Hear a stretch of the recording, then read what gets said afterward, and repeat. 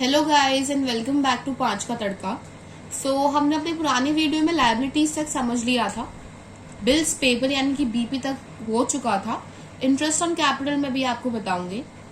हमने कैपिटल का एक ओवरव्यू लिया था कि एक्चुअल में कैपिटल है क्या, और हमने एक इमेजिनरी लाइन भी ड्रॉ की थी कि आप बिजनेसमैन हैं और मैं बिजनेस हूँ। जो भी पैसा एक बिजनेसमैन अपने बिजनेस में लगा रहा है उसको हम कहेंगे कैपिटल।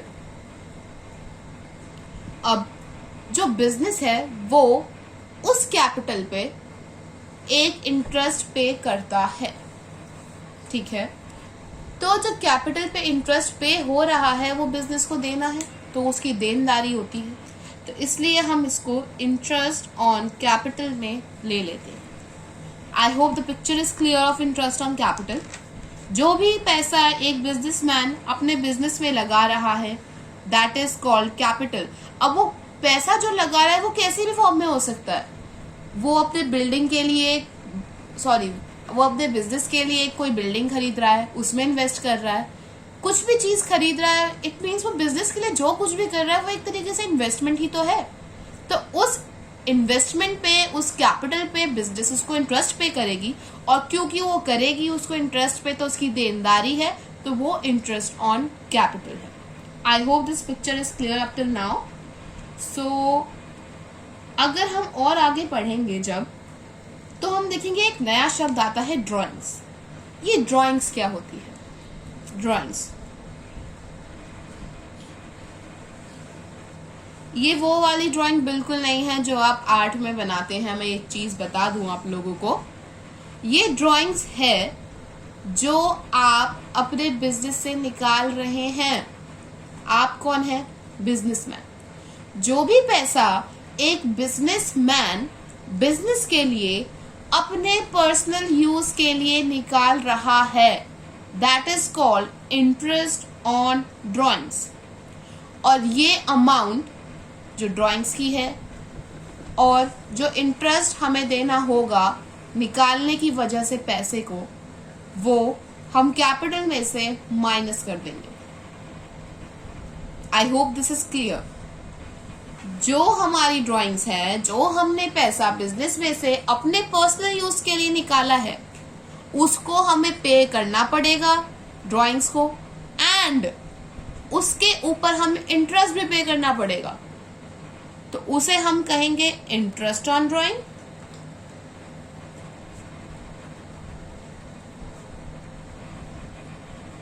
और इसे तो हम ड्राइंग्स कहते हैं। इसकी जो एडजस्टमेंट्स हैं drawings and interest on drawings की, वो मैं आपको आगे जब क्वेश्चंस होंगे वो बहुत ही अच्छे से समझा दूंगी। It just a overview of this कि ये एक्चुअल में होते क्या है। अब हम आते हैं एसेट्स की साइड पे, और इससे पहले मैं आपको बता दूं कि जो कैपिटल है ये भी लायबिलिटीज के अंदर ही आता है। रीजन भाई, जो हमारी कैपिटल है वो उस पे तो हमें उनको इनकम देनी ही है।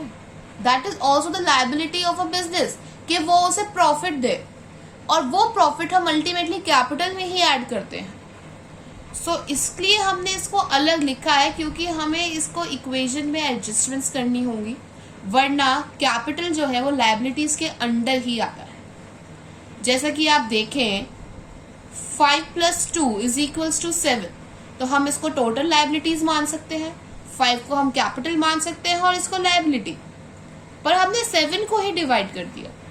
क्यों? क्योंकि हमें कैपिटल में कुछ एडजस्टमेंट्स दिखानी है क्वेश्चंस के अंदर, इसलिए हमने दो अलग अलग चीज करी है। I hope these things are clear. अब मैं आती हूँ एसेट्स पे। एसेट्स क्या है? जो मेरा है वो एसेट्स है। अब मेरा क्या है? मैंने पहले ही एक इमेजिनरी लाइन ड्रॉ की थी दैट आई एम बिजनेस। तो जो भी बिजनेस का है वो एक उसका एसेट है। बिजनेस का क्या क्या है भाई? बिजनेस की हमारी बिल्डिंग है। जो बिजनेस है वो बिल्डिंग के अंदर ही होगा, बाहर तो होगा नहीं। हमारी मशीनरी है वो बिजनेस की है, that is also our assets. मैंने बोला जो बिजनेस का है वो एसेट है। बिजनेस का फर्नीचर है, बिजनेस का कंप्यूटर है, बिजनेस के डेटर्स हैं। अब ये डेटर्स क्या है? क्रेडिटर्स का उल्टा डेटर्स। भाई हमने किसी से उधार लिया तो हम उसके क्रेडिटर्स बन गए, सॉरी हमने किसी से उधार लिया तो हम उसके, वो हमारे क्रेडिटर्स बन गए, राइट। अब हमसे भी तो कोई उधार ले सकता है भाई, हम भी अपना बिजनेस रन कर रहे हैं, हम भी किसी को उधार चीज दे सकते हैं। हमने किसी को उधार चीज दी, हम उसके लिए क्रेडिटर हो गए और वो हमारे लिए डेटर्स हो गए। हमारे पास आएंगे पैसे, उनसे आएगा तो बिजनेस के पास ही, बिजनेस का है तो एसेट है। स्टॉक, स्टॉक्स क्या होते हैं? Stock inventory is one of the same thing. ये दो एक ही हैं। अगर ये दो अलग अलग लाइंस में शब्दों में आते हैं तो कोई अलग मीनिंग नहीं है, दोनों एक ही चीज है। स्टॉक अगर मैं आपको एक सिंपल भाषा में समझाऊं, स्टॉक वो चीज है जो भी एक बिजनेस के पास फिलहाल रखी हुई है for the purpose of sale. जैसे कि एक ओपनिंग स्टॉक अगर आप देखें, अगर हम आगे जब अकाउंट्स पढ़ेंगे तो स्टॉक्स डिवाइड हो जाएंगे, opening stock, closing stock.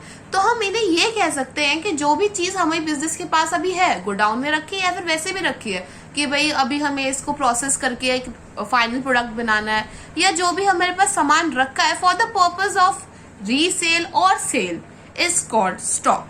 Business का है भाई, बिजनेस में ही सब कुछ होगा तो उसकी एसेट है।